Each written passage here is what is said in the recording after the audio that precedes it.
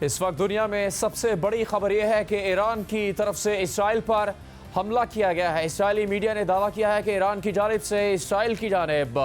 بیشتر میزائل داغے گئے ہیں، کئی 100 میزائل داغے گئے ہیں۔ اسرائیل کے دارالحکومت تل ابیب میں سائرن بھی بجائے گئے، مختلف جگہوں پر فائرنگ کے واقعات بھی رپورٹ کیے گئے ہیں اور اس وقت یہ غیر معمولی سنگین صورتحال پیدا ہو گئی، جس کے بعد امریکی قومی سلامتی کمیٹی کا اجلاس طلب کر لیا گیا ہے۔ ایران کی جانب سے بیشتر میزائل اسرائیل کی جانب داغے گئے ہیں اور اس وقت غیر معمولی صورتحال ہے اسرائیل میں، ایران میں اور دیگر ممالک میں، جہاں پر پچھلے ایک برس کے دوران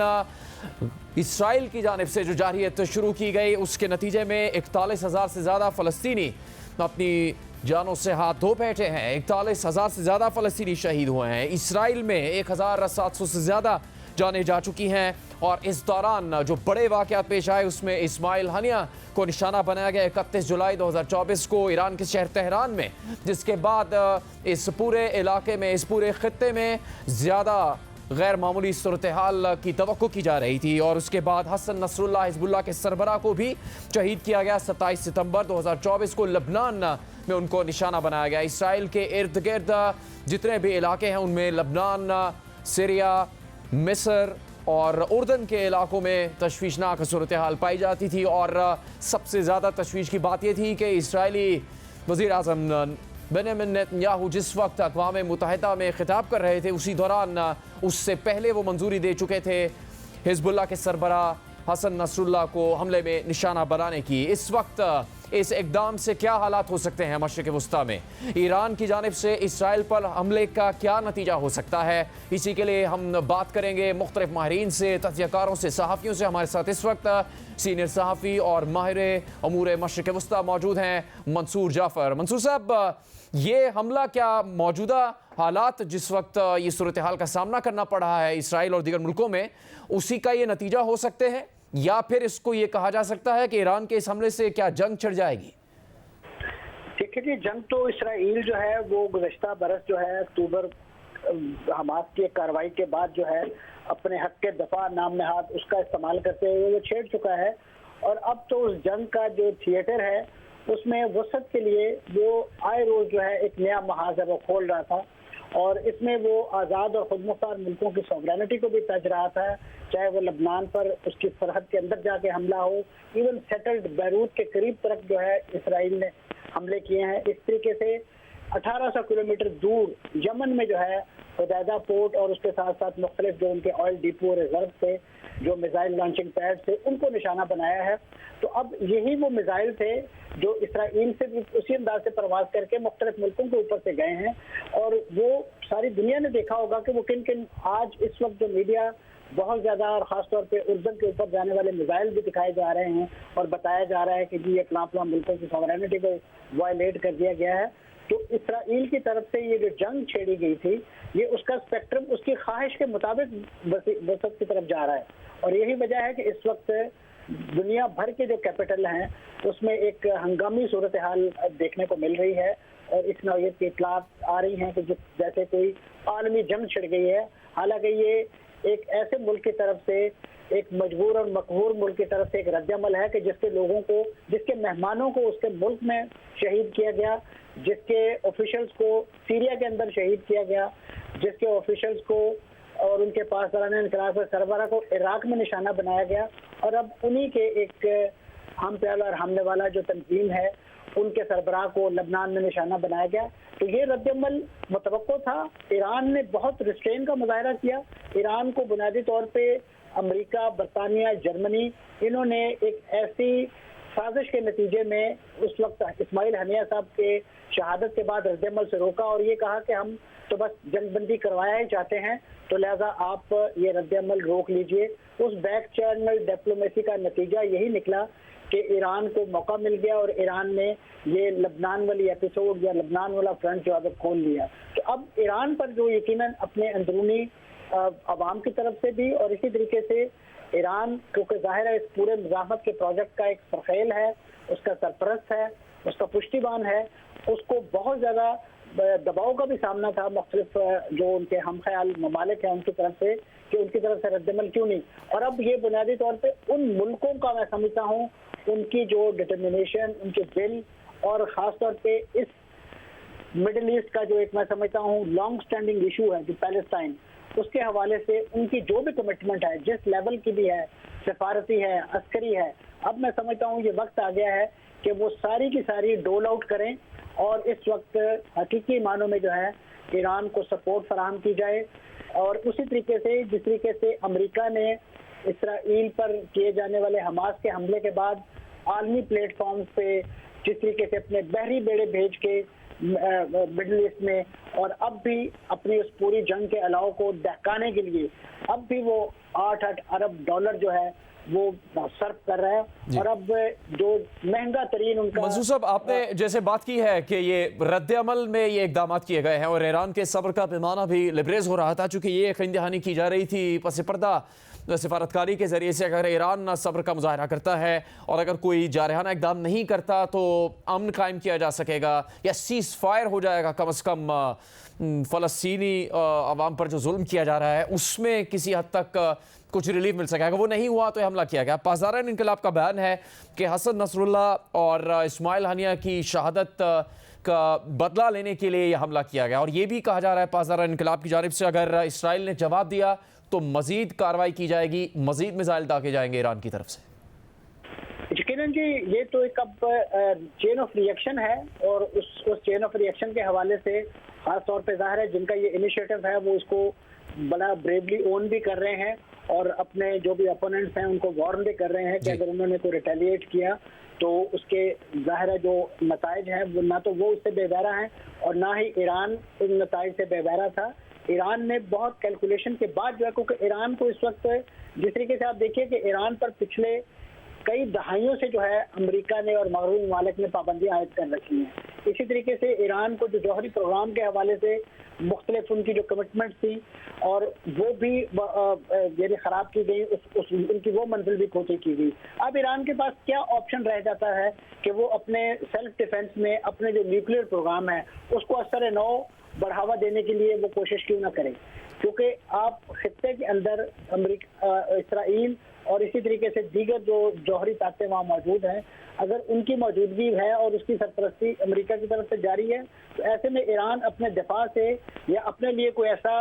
جسے کہنا چاہیے قابل اعتبار ڈیٹرنس جو ہے وہ کیوں نہ رکھے. اور اب میں سمجھتا ہوں وہ جو یورپی یونین جس میں منصور صاحب آپ ہمارے ساتھ رہے گا، آپ سے مزید بات کریں گے. پاکستان کی سابق وزیر خارجہ ہنا ربانی کھر ہمارے ساتھ اس وقت موجود ہیں. ہنا صاحبہ،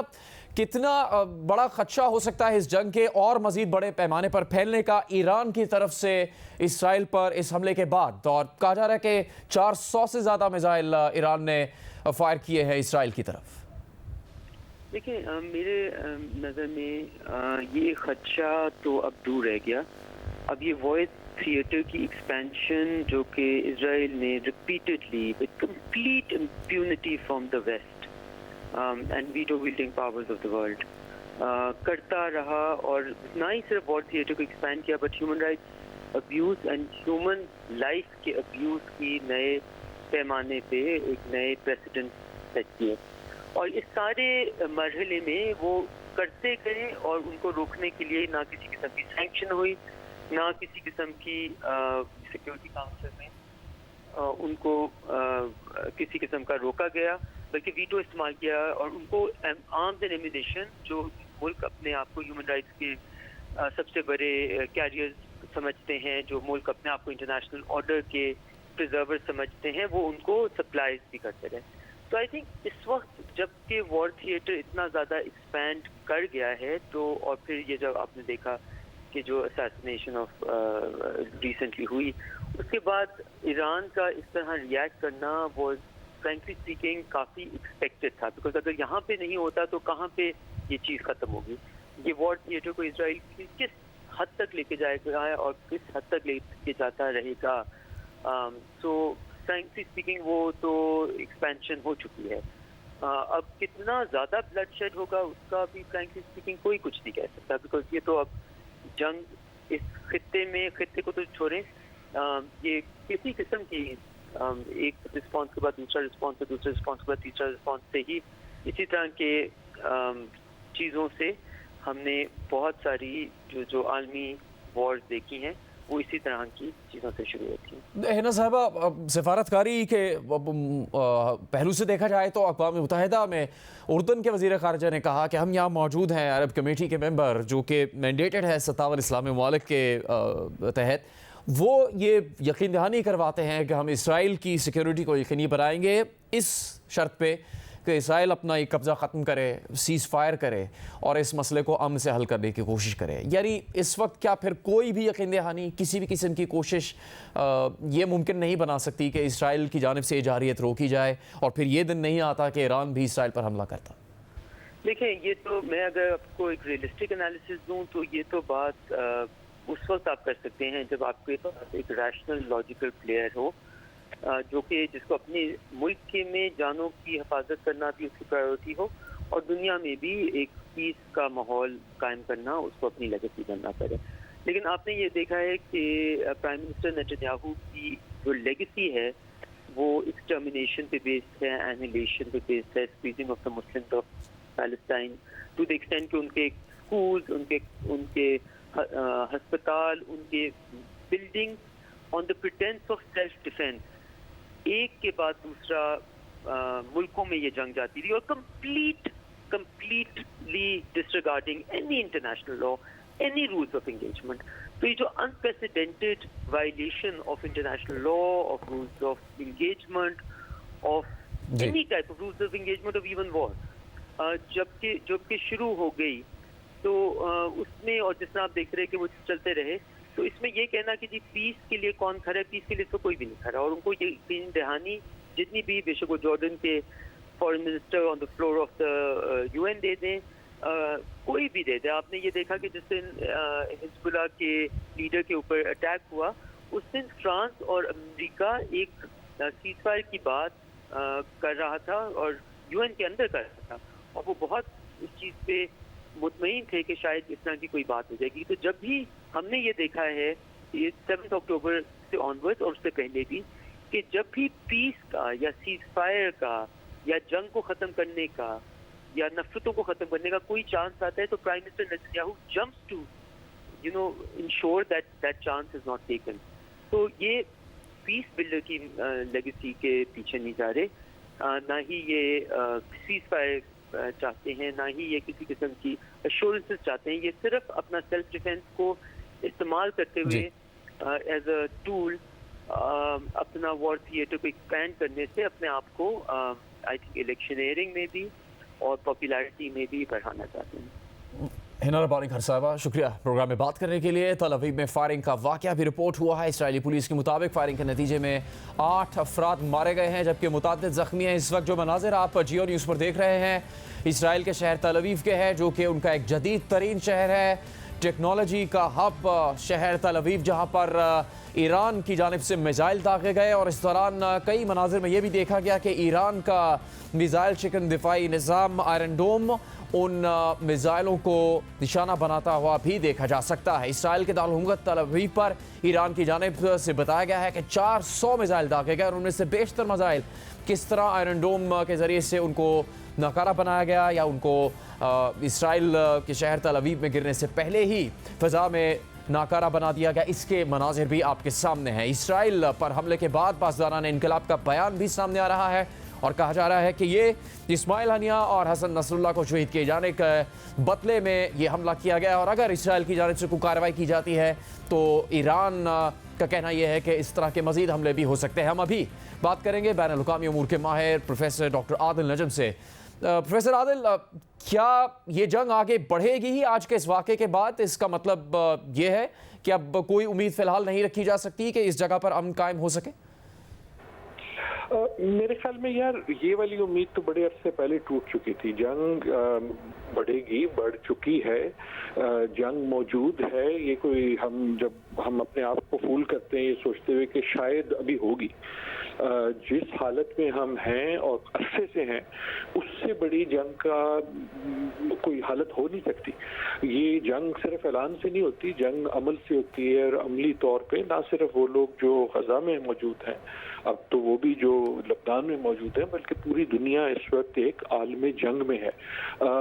मेरे ख्याल में तशवीश और दुख ये है कि उसमें से बहुत बड़ी दुनिया जो है वो आलम सख्ता में है, इंक्लूडिंग हम खुद,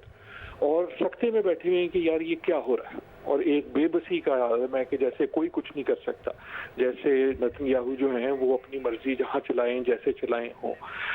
तो यकीनन जो है ये अभी आपकी मेहमान हिना रब्बानी खैर बिल्कुल सही कह रही थी, ब्रेक डाउन ऑफ लॉ है, लेकिन ये ब्रेक डाउन ऑफ लॉ जो है ये सिर्फ ये नहीं है कि एक लॉ तोड़ दिया गया है, लेकिन एक मेरे ख्याल में उससे बहुत बड़ी बात ये हुई है कि जो सिस्टम ऑफ लॉ है, जो इंटरनेशनल सिस्टम है, अब टूट चुका है। और मैं ये हाइपर बोल नहीं कह रहा, मैं ये स्लोगन नहीं मार रहा, इसका ये मतलब नहीं है उसको कोई कमजोरी होगी। मैं ये कह रहा हूँ कि दुनिया में जो एक सिस्टम था, इंटरनेशनल सिस्टम, इंटरनेशनल ऑर्डर, जिसका मतलब ये था कि कौमें जो हैं वो अपने फैसले कुछ मिल के करने की कोशिश करेंगी, ताकत तभी मौजूद थी, वो अब टूट चुका है। नेतन्याहू ने खसूसन ये ऐलान कर दिया कि यार मैं नहीं मानता, मैं दुनिया को नहीं मानता, मैं असूलों को नहीं मानता, मैं अमेरिका को भी नहीं मानता। और अब जो है एक तरह से ईरान को मजबूर कर दिया गया है रिटेलिएशन पे। अगर आप देखें तो बड़े अरसे से इजराइल की मेरे ख्याल में कोशिश ये थी कि किसी तरह ईरान को इस जंग में शामिल कर लिया जाए, वो उसको प्रोवोक कर रहे थे एक के बाद एक, and finally that provocation has worked. इसका कहने का मतलब ये नहीं है कि ईरान शायद नहीं प्रोवोक होना चाहिए था, मेरे ख्याल में उसके लिए अब कोई चारा रहा नहीं था। सो यकीनन द शॉर्ट आंसर इज कि यकीनन हम जंग की हालत में मौजूद हैं और जंग के बीच में मौजूद हैं, जंग की शुरुआत में नहीं मौजूद, और अब ये एस्केलेशन यकीनन ज्यादा होगी। इजराइल की तरफ से मेरे ख्याल में यकीनन किसी न किसी किस्म की कार्रवाई होगी। आपने टेक्नोलॉजी का जिक्र किया है, इजराइल के पास इस वक्त हर किस्म के एडवांटेज है। एक एडवांटेज ये है कि टेक्नोलॉजी की है, दूसरी एक एडवांटेज ये है कि जो मॉरल आउटरीच होनी चाहिए थी दुनिया से वो नहीं आ रही, एक तो जनरली नहीं आ रही, और खुसूसन जब उसका अटैक हिजबुल्लाह पे होता है जिसको एक टेररिस्ट ऑर्गेनाइजेशन करार दिया जाता है बहुत सारे ममालिक में वेस्ट में, या ईरान पे होता है जो पहले ही जिसको साइडलाइन किया गया है, तो मॉरल सिंपैथी ईरान की तरफ नहीं आएगी। लेकिन इस वक्त ये जो सिचुएशन है, आपका सवाल बिल्कुल दुरुस्त है, हम जंग की हालत में। वैसे आदिल, अब इसराइल की जानिब से भी रद्द-ए-अमल आ रहा है कि ईरान को भारी कीमत चुकानी पड़ेगी, तो किसी भी हद तक ये मामला जाएगा तो आपको लगता है कि कोई भी मुल्क या कोई भी इदारा जो इसमें स्टेक होल्डर है वो कोई आपको इक़दाम करता नज़र नहीं आ रहा? आखिरी जो अहम बयान था वो एमन सफ़ादी का था, उर्दन के वज़ीर ख़ारजा, जिन्होंने कहा अक़वाम मुत्तहिदा में कि हम अमन चाहते हैं और हम इसराइल के अमन की ज़मानत देने के लिए तैयार है अगर इसराइल इस बात पर राज़ी हो कि वो कब्ज़े को ख़त्म करे, फ़लस्तीनियों पर चढ़ाई रोके, और जो जंग उसकी जानिब से की जा रही है, फ़लस्तीनियों पर हमले किए जा रहे हैं, तमाम फ़लस्तीनी इलाकों को निशाना बनाया जा रहा है, उनको बुलडोज़ किया जा रहा है, लबनान पर हमले किए जा रहे हैं, 1 लाख से ज़्यादा कहते हैं ख़ानदान लबनान में पहले ही बेघर हो चुके हैं। तो कोई भी हद नहीं होगी इसके आपकी नज़र में कि किसी मौके पे जाकर यूरोपीय यूनियन, नेटो, अमेरिका, अक़वाम मुत्तहिदा कोई ऐसा इक़दाम आपको करते हुए नज़र आए जिससे रोका जा सके, चाहे वो इसराइल के अलावा ईरान या दीगर ममालिक को भी रोकना हो? यार हद तो यकीनन होगी, क्या होगी मैं नहीं जानता, कौन होगा ये भी मैं नहीं जानता, क्योंकि जो हमारे पास एक तरह से मुरव्वजा तरीके थे वो तो कोई अप्लाई करने को तैयार नहीं है। जो आपने जिस बयान का जिक्र किया जो एक इंटरेस्टिंग बयान है, लेकिन देखे ना उसका तो अजम्पशन ये है कि हम एक ऐसी दुनिया में रहते हैं जहां एक आलमी ऑर्डर है, और मेरी गुजारिश ही है कि वो जो आलमी ऑर्डर है, जो वर्ल्ड सिस्टम है, वो टूट चुका है। तो यूनाइटेड नेशंस नाम नेतन्याहू लेता है सीरियसली। सो इन अ वे मेरे ख्याल में जो इस जंग का के ऊपर जो जंग है वो ये है कि जो एक सिस्टम था, हम उसको गालियां देते थे, हम उसको बुरा भला कहते थे, लेकिन टूटा फूटा एक सिस्टम ऐसा था कि आप लुकअप करते थे कि शायद सिक्योरिटी काउंसिल कुछ कर ले, शायद कोई बड़ी ताकत कुछ कर ले। What I am suggesting is कि वो सिस्टम टूट चुका है। तो प्रोफेसर आदिल, अब ईरान की तरफ से बताया जा रहा है, ईरान के इस इक़दाम से पहले ये पता लग रहा है कि उसने कई ममालिक को पेशगी इतला दी है इस हमले की, तो क्या इसका मतलब हो सकता है कि वो एक या फुल फ्लेज वॉर नहीं चाहते हैं وہ اپنے اس جو گرج ہے اس کا ایک رد عمل کا اظہار کرنا چاہتے تھے، یا جو کہا گیا ہے کہ اسماعیل ہنیہ حسن نصر اللہ کو جس طرح شہید کیا گیا یہ اس کا جواب ہے؟ نہیں، جواب تو ضرور ہے، اس کا بھی جواب ہے، اور ایران کے اوپر بہت پریشر بھی تھا نا. آپ دیکھیں، ہم اپنے پروگراموں میں بھی بات کرتے تھے، ایران کے اندر بہت پریشر ہے، ایران کے اندر ایک پولیٹیکل موو ہے کہ یار ہمارے اوپر باری باری وہ جو ہے اٹیک کرتا ہے ہماری لوگوں پہ، ہماری سپورٹر پہ، اور ہم اس کا کوئی جواب نہیں دیتے. تو ایران میں بھی تو سیاست ہے نا، تو ایک اس کا جواب ہے. دوسرا، یقیناً ایران جو ہے وہ یہ جانتا ہے کہ وہ بہت سارے ملکوں نے اس کو آسٹرسائز کیا ہوا ہے، کٹ آف کیا ہوا ہے، تو اس لیے وہ ڈپلومیٹک حربہ استعمال کرے گا، اور کرنا چاہیے. کہ ہم پہلے سے بتا رہے ہیں کہ ہم یہ لمیٹڈ ایک طرح سے ایک ریٹیلیشن کر رہے ہیں. لیکن میری نظر میں، اور شاید اسرائیل کی باتوں سے بھی لگتا ہے کہ اسرائیل کے لیے تو یہ بڑا اچھا ہوا ہے. اسرائیل تو چاہتا ہے کہ وہ جنگ کو ایسکلیٹ کرے، اور خصوصاً وہاں ایسکلیٹ کرے جہاں گلوبل سمپتھی نہیں ہے، مثلاً ایران. تو ایران کے اوپر جب اٹیک ہوتا ہے یا ایران جب اٹیک کرتا ہے تو آپ دیکھیں گے کہ ویسٹ میں وہ آپ کی جو انگلیاں ہیں وہ ایران کی طرف جائیں گی، اسرائیل کی طرف نہیں جائیں گی. تو اس وقت جی پروفیسر عادل، چونکہ میں نے بھی ذکر کیا آپ سے اردن کے وزیر خارجہ کا، اور انہی کا یہ بیان بہت زیادہ دیکھا گیا اور اس کی بہت زیادہ بات ہوئی جو انہوں نے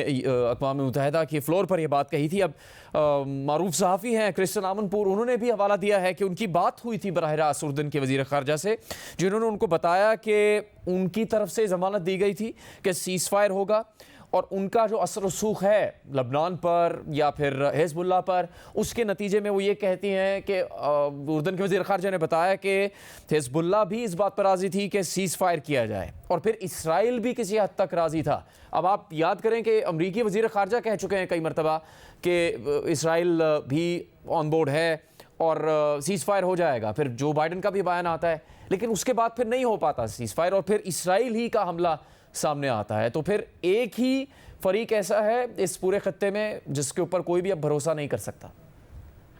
ایسا ہی ہے جی، میرے خیال میں تو میں نہیں مانتا یہ بات کرسٹن آمنپور کی، یا جو آپ نے کہا کہ جی اسرائیل بھی رضامند تھا. اسرائیل تو کبھی رضامند نہیں تھا. جب امریکہ کہتا تھا تو امریکہ کی آپ کیوں بات مان لیتے ہیں کہ اسرائیل رضامند ہے؟ امریکہ چاہتا ہے کہ اسرائیل رضامند ہو جائے، لیکن امریکہ کو تو اسرائیل اسی طرح انگوٹھا دکھا رہا ہے، ٹھنگا دکھا رہا ہے جیسے باقی دنیا کو دکھا رہا ہے.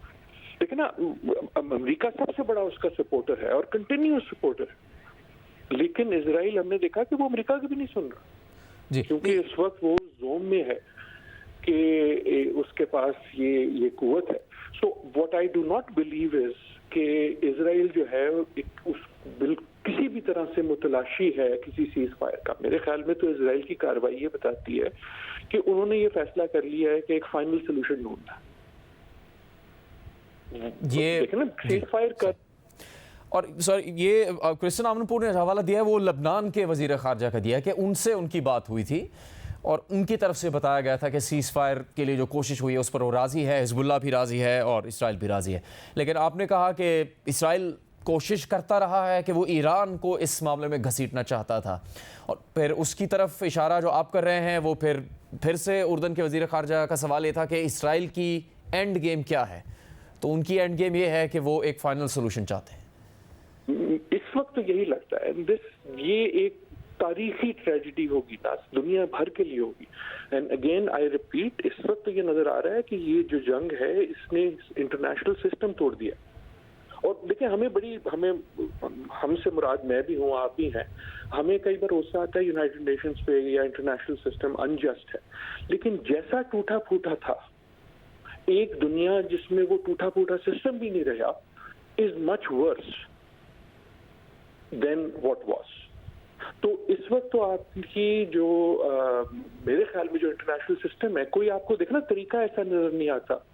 کہ جس سے کوئی بھی اسرائیل پہ اس قسم کا دباؤ ڈال سکے یا دوستی کے حوالے سے ڈال سکے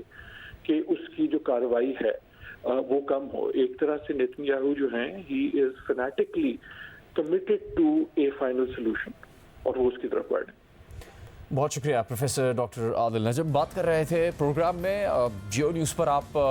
اس وقت خبر دیکھ رہے ہیں. اسرائیل پر حملہ کیا گیا ایران کی جانب سے. कई सौ मिसाइल दागे गए हैं। ईरान का मौक़िफ़ यह है कि ये इस्माइल हनिया और हसन नसरुल्लाह की शहादत का बदला है, और अगर इसराइल की जानिब से कोई कार्रवाई की जाती है तो ईरान का कहना है कि मज़ीद हमले इसराइल पर किए जाएंगे, जबकि इसराइल की जानिब से भी रद्द-ए-अमल आ चुका है और इसराइल का कहना है कि ईरान को इस हमले की भारी कीमत चुकानी पड़ेगी। इस वक्त गैर मामूली सूरत हाल है। ये कहना सही नहीं होगा कि जंग इससे पहले नहीं थी, जंग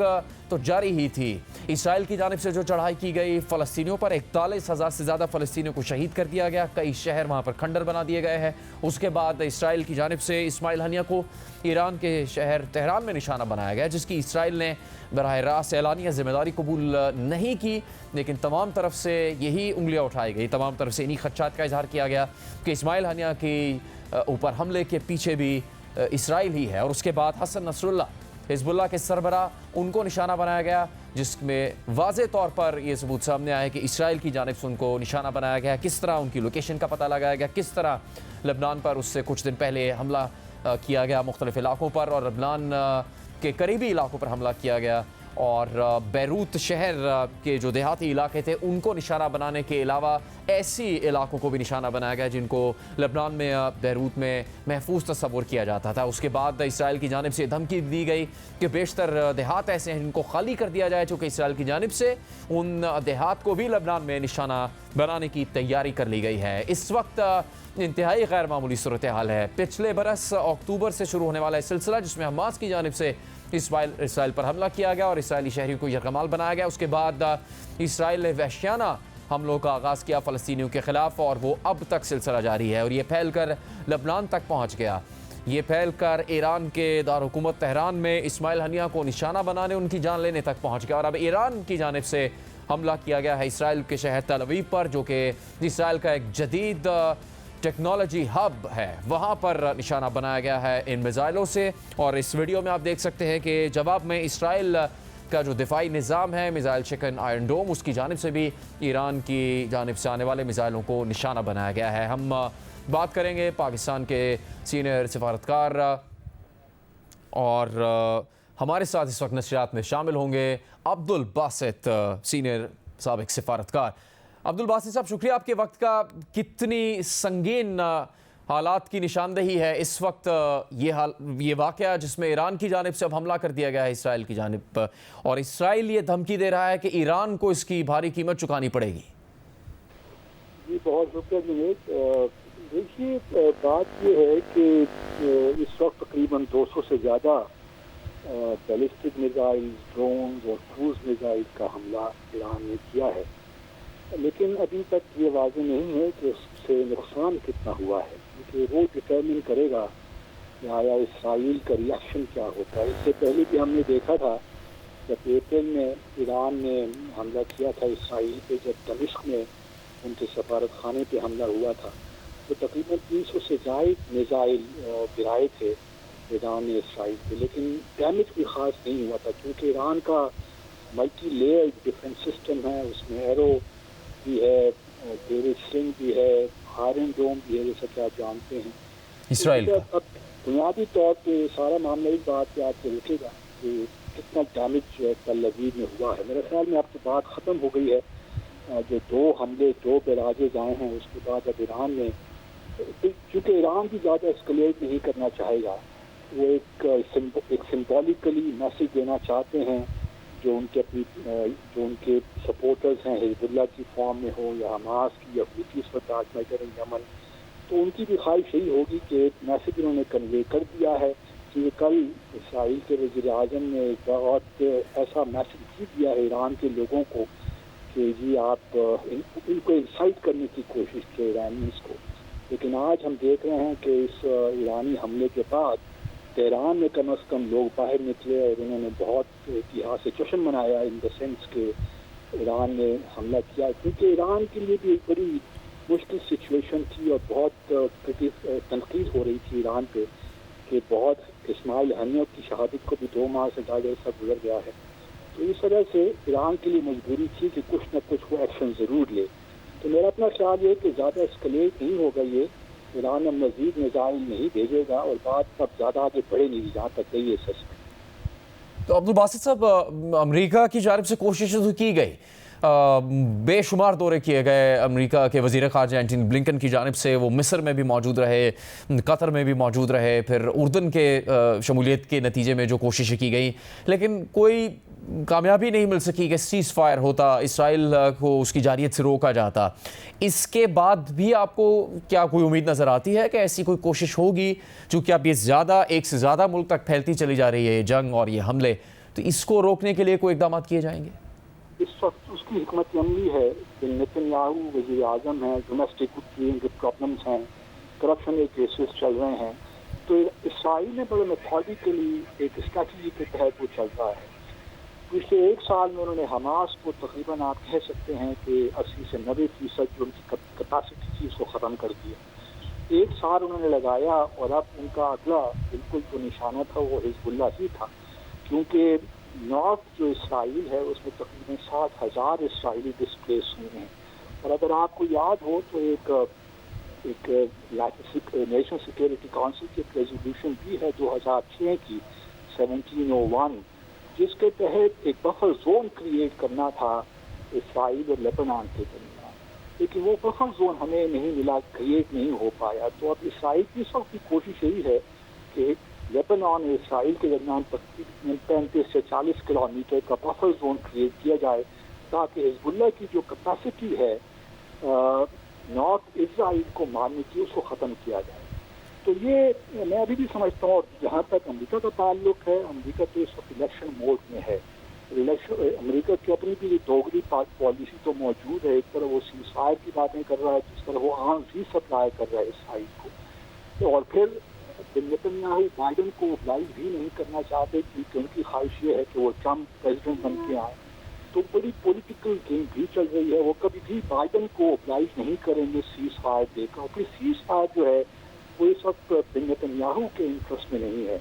کیونکہ جہاں تک ہاسٹیج کا تعلق تھا ان کی تعداد جیسے ہی کم ہو رہی ہے. بہت سے لوگ ہلاک بھی ہو گئے ہیں, ابھی بھی معلوم نہیں ہے کتنے ہاسٹیج زندہ بھی ہیں کہ نہیں. تو اس کے بیسس پہ اسرائیل نیتن یاہو کے لیے کوئی ایسی بات نہیں ہے کہ وہ سیز فائر ایگریمنٹ کرے. اور چونکہ اب اسرائیل کو ایک موقع ملا ہوا ہے کہ اگلے 10 سال تک کم از کم وہ اس قدر ڈیمیج کرتے حزب اللہ کو اور حماس کو کہ دوبارہ اٹھ نہ سکے, اور 10 سال کے بعد کیا ہوتا ہے واللہ عالم بالصواب. عبدالباسط صاحب بہت شکریہ پروگرام میں بات کرنے کے لیے. ایران کی جانب سے اسرائیل پر میزائل داغے گئے ہیں, جس کے بعد تشویشناک خبریں سامنے آ رہی ہیں. اسرائیل کے تمام ہوائی اڈوں پر فلائٹ آپریشن معطل کر دیا گیا ہے, اور ان میزائلوں کے داغے جانے کے دوران ہی یہ بتایا گیا کہ اسرائیل کے اندر فائرنگ کا بھی واقعہ پیش آیا ہے, جس کی اسرائیلی سیکورٹی حکام کی جانب سے تصدیق بھی کی گئی ہے. اس پروگرام میں یہ خصوصی نشریات و مشرق وسطیٰ کی اس صورتحال پر بات جاری رہے گی ایک بریک کے بعد.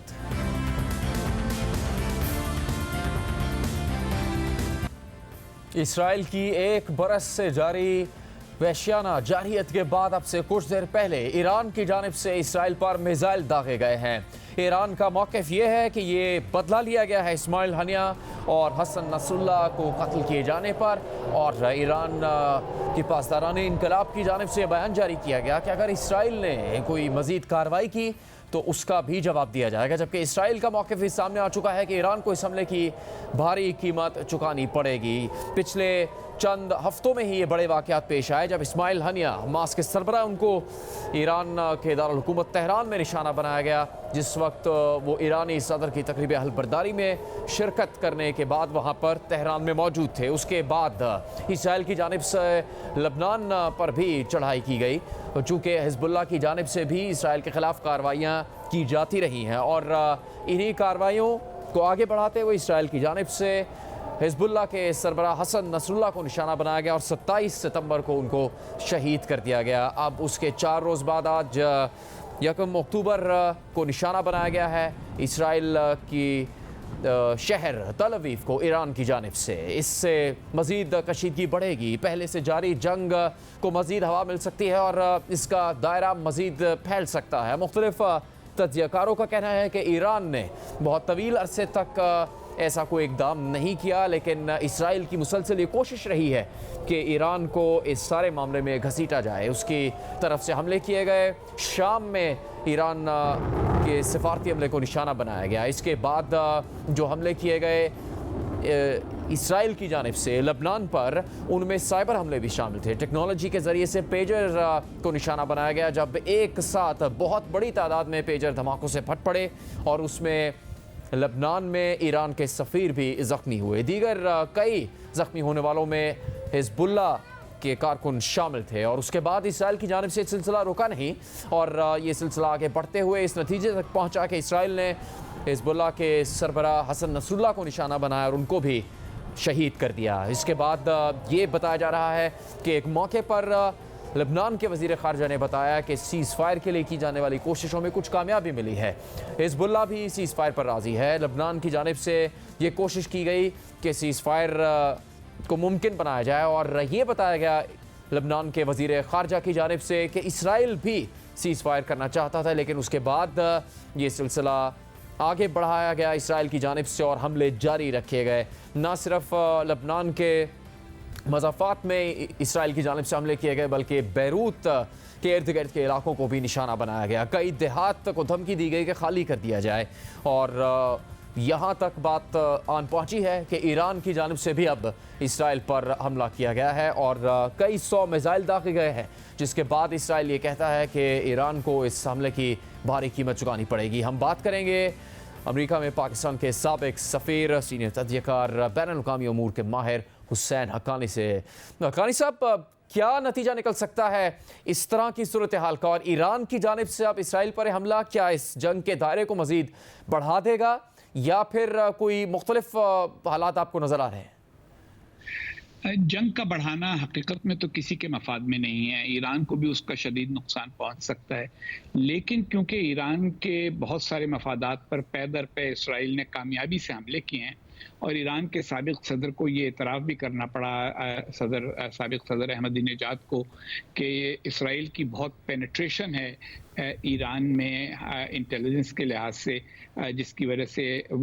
ایران کے راز نہیں رہتے. تو اب ایران کی قیادت کو بھی یہ دکھانا لازم تھا کہ ہم خاموشی سے نہیں بیٹھیں گے، اس لیے انہوں نے اسرائیل پر یہ حملہ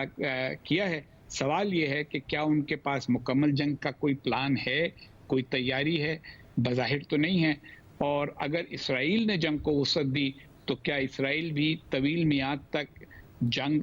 جاری رکھ سکے گا؟ میرا یہ خیال ہے کہ چند روز کے شور و شار کے بعد اور لبنان کے جنوب میں تھوڑی بہت جنگ ہونے کے بعد معاملات کچھ بات چیت کی طرف بڑھنا شروع ہوں گے. جی حسین حقانی صاحب، یہ تو نظر آتا ہے اس پورے تنازع میں کہ امریکہ، یورپ اس میں سٹیک ہولڈر ہیں اور وہ اسرائیل کے ساتھ بات چیت کرنے کی بھی کوشش بھی کرتے رہے لیکن ان کو مکمل ان کی حمایت اسرائیل کو حاصل ہے. دوسری طرف ایران یا پھر جو دیگر عرب ممالک ہیں ان کے جو اتحادی ہیں ان کی طرف سے ایسی کوئی کوشش نظر نہیں آتی کہ وہ بھی سٹیک ہولڈر ہیں یا وہ کوئی ایسی کوشش کرتے. ایک وقت میں خبر تو آئی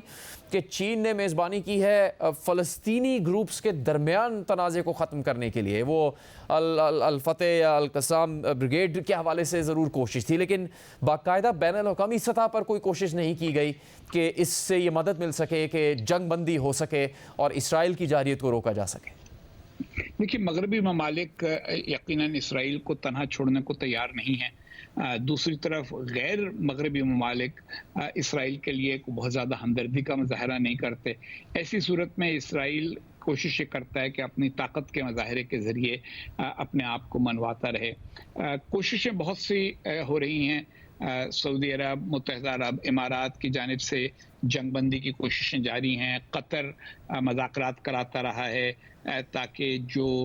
لوگ یرغمال لیے تھے حماس نے ان کو چھوڑا جا سکے اور اس کے بدلے میں اسرائیل جنگ بندی پہ آمادہ ہو جائے. اسی طریقے کے ساتھ لبنان کی حکومت اپنے آپ کو دوبارہ سے ایسرٹ کرنے کی کوشش کر رہی ہے. تو کوششیں تو ہو رہی ہیں لیکن جو دنیا کا نقشہ اب ہو گیا ہے، ہر ایک کہتا ہے اور ہر ایک چاہتا تھا کہ وہ جو پرانا ایک یعنی بائی پولر نظام تھا کہ صرف سوویت یونین تھا اور امریکہ تھا، 2 سپر طاقتیں تھیں، اس کے خاتمے کے بعد ایک سپر طاقت تھی، کہ اب کوئی سپر طاقت نہ ہونا اچھا ہے. لیکن اس کا منفی پہلو یہ ہے کہ جب بہت سی طاقتیں دنیا میں موجود ہوں تو ان میں سے ہر ایک الگ الگ طریقے کے ساتھ ایکٹ کرتا ہے اور لگتا یہ ہے کہ جیسے سب کچھ ایک سمت میں نہیں جا رہا. हुसैन हक्कानी साहब, अब जब ये तनाज़ा जारी है, इसराइल की जारी है फ़लस्तीनियों पर, फिर लबनान पर, ईरान में भी उनकी तरफ से हमले किए गए, शाम में भी हमले किए गए, तो ऐसे में अरब वज़रा ख़ारजा की जानिब से सवाल उठाया गया कि हम तो अमन चाहते हैं लेकिन इसराइल की एंड गेम क्या है? तो आपकी नज़र में क्या हो सकती है? क्या वो ये एंड गेम है कि किसी भी ख़तरे को ख़त्म किया जाए जो कि इसराइल के बतौर रियासत वजूद के लिए ख़तरा हो, या फिर इससे ज़्यादा उनके अज़ाइम हो सकते हैं? मेरा ये ख्याल है कि इसराइल ये साबित करना चाहता है कि अगर ताकत का इस्तेमाल की जाएगी उसके खिलाफ, जैसा कि 7 अक्टूबर पिछले साल हुआ था, तो फिर इसराइल के पास भी ताकत है और इसराइल अपनी ताकत का मुजाहरा करेगा। लेकिन इसराइल एक छोटा मुल्क है, आबादी उसकी थोड़ी है, वो तवील जंग में बहुत ज़्यादा लोगों की अमवात बर्दाश्त नहीं कर सकता, उसका मुतामिल नहीं हो सकता। इसलिए इसराइल आखिर में तो यही चाहता है कि किसी तरीके के साथ सारे ममालिक जो उसके इर्द गिर्द हैं उसे तस्लीम करें और उसको तस्लीम करने के बाद उसके साथ मामूल के ताल्लुकात रखें। मसला सिर्फ ये है कि इसराइल में 2 फरीक हैं। जो बहुत सारी सियासी जमातें इसराइल की हैं वो कहती हैं कि 2 कौमी जो मसले का हल है, यानी एक फ़लस्तीनी रियासत बने, एक इसराइल रहे, उसको कबूल किया जाए और बात को आगे बढ़ाया जाए। और नेतन्याहू और उनके हलीफ ये कहते हैं कि नहीं, 2 कौमी हल का मतलब ये है कि फ़लस्तीनियों का इसराइल के ऊपर हक तस्लीम किया जा रहा है। तो वो एक तनाज़ा अलग है, लेकिन इसराइल, मेरा ये ख्याल है कि सबसे हर वक्त जंग की कैफियत में नहीं रहना चाहता, नहीं रह सकेगा। हुसैन हक्कानी साहब, बहुत शुक्रिया प्रोग्राम में बात करने के लिए। प्रोग्राम का यहाँ पर इख्तिताम होता है, इजाज़त दीजिए।